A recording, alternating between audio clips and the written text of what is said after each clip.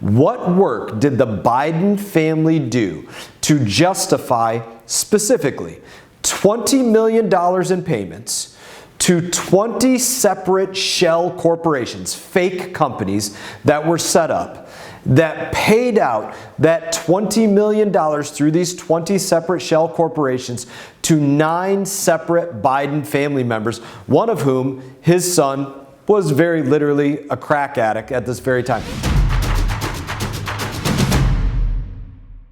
Hey everybody, I hope you're all doing well this week. We're back in Washington, D.C. That means it's time for another update on what's happened in Washington throughout the week. There's plenty to cover, from an announcement of an impeachment inquiry to making sure that you can buy the car that you want to buy. So let's get started on all of it. Now, first up, big news of the week. Speaker of the House, Kevin McCarthy, announced that he was directing the Judiciary and the Oversight Committees and the Ways and Means Committees to launch an impeachment inquiry into President Joe Biden and potential corruption related to his family's business operations. Now, over the past several months, the Judiciary and the Oversight Committees have uncovered, let's just say, concerning connections, including payments between foreign shell companies, members of the Biden family, including the president himself, and believe that Joe Biden owes America answers. That's what this impeachment inquiry is all about. You could ask yourself these questions.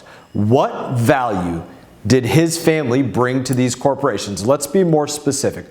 What work did the Biden family do to justify specifically $20 million in payments to 20 separate shell corporations, fake companies that were set up, that paid out that $20 million through these 20 separate shell corporations to 9 separate Biden family members, one of whom, his son, was very literally a crack addict at this very time. What were they doing? And by the way, that company that paid that $20 million to those 9 Biden family members through those shell companies was the Ukrainian energy company Burisma. So what were they peddling? What were they servicing? They were servicing the product, in my opinion. From everything that I've seen, the product was 100% Vice President Joe Biden. That was the product that was being sold. Now, up to this point, the president hasn't been interested in providing those answers to Congress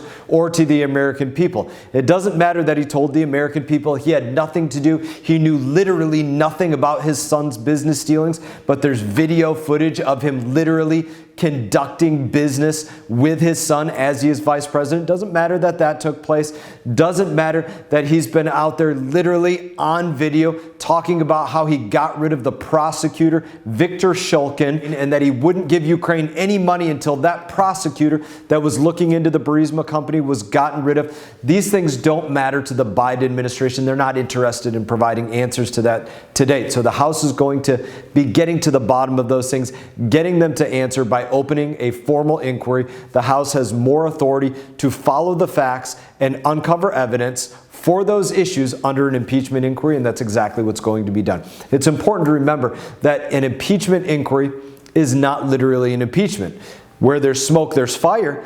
I believe that there's fire in this case, but those findings will ultimately lead us to whether there is an impeachment vote in the House of Representatives or not. I look forward to the American people being able to see everything that I've had an opportunity to lay eyes on. Switching gears, the other big item on the to-do list for Congress this month is to pass legislation that will fund the federal government and potentially prevent a government shutdown. And this is done through what's known as the appropriations process. I want to take this chance to share a little bit about that process, how it differs from what we worked on earlier in the summer, known as the debt ceiling. Now, first of all, our government functions on deficit spending. The taxes that are collected from the American people, from all of you, from me, they do not cover all of the expenditures of the government, like Social Security checks or F-35 fighter jets or for the military or TSA agents at the airport. Therefore, we keep the government operating by borrowing money.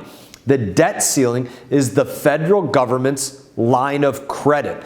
The vote that was held in June about increasing the amount of money that the government can borrow, that was the debt ceiling vote. I did not vote to up the limit, to raise the limit of the debt ceiling, because we can't just keep increasing the amount of money that we are borrowing without taking a serious look at how we can actually get the spending under control, make sure that we're not saddling future generations, my 13-year-old, an 11-year-old, an 8-year-old, and 4-year-old with that bill. Now it brings me to the next step, what's known as the appropriations process. Step one was to determine that the government could continue to borrow money or not. Step two is to determine that that borrowed money should be spent on something or not be spent on something. There are 12 separate appropriations bills that actually fund the federal government. The federal government's end of their fiscal year is the end of September each year. It funds all of those separate federal government agencies. Those bills have to be passed by the 30th, or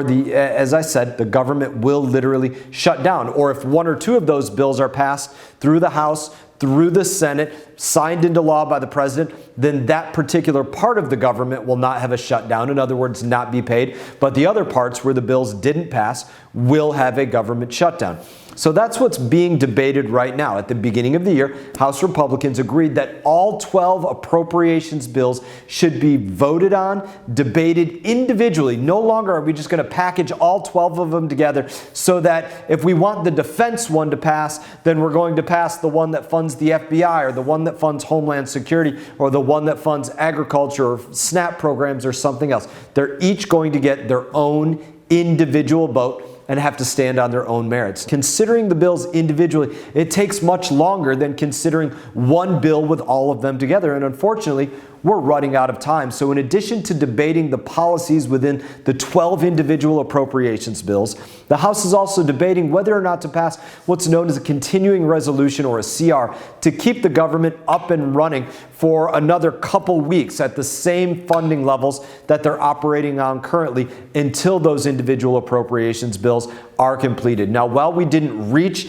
a consensus this week, Congress will be back in session on Monday, and it's quite likely that we will not leave town until the government is funded one way or another. So stay tuned for that. Finally, on the House floor this week, we passed legislation to make sure that you can still drive the type of car that you want. The Preserving Vehicle Choice Act would keep the Environmental Protection Agency from issuing a waiver that states like California need in order to ban the sale of combustion engine vehicles. That is to say, California needs a waiver to issue a ban on combustion engine vehicles, aka gas cars within their state. This would say that's not going to happen. Reducing emissions is a good goal, but it's tough to worry about emissions if you can't afford to drive a car to work. It's tough to push for America to be electrified in a way that our electric grid cannot even support. I was glad to see this bill pass because Congress needs to take steps to encourage innovation and make it possible for more people to make choices that are best for their families.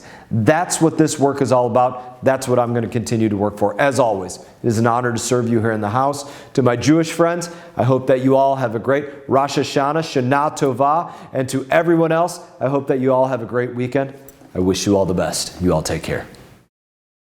Hey everyone, thank you for watching this video. If you enjoyed the video, please click like and subscribe. I will be back on YouTube with more exclusive content, so stay tuned.